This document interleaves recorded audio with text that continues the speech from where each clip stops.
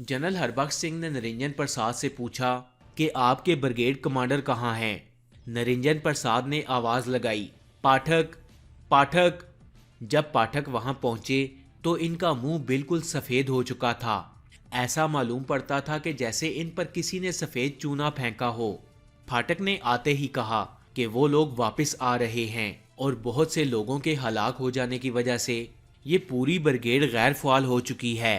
हरबख्श सिंह ने पूछा कि कितने लोग हलाक हुए। पाठक ने जवाब दिया कि सर 30 से 40 अफराद जख्मी हैं। ये सुनकर जनरल हरबख्श सिंह ने कहा कि 4000 अफराद में से सिर्फ 30-40 अफराद जख्मी हैं और आप मुझे ये कह रहे हैं कि मुकम्मल ब्रिगेड गैर फ़ाल हो गई है।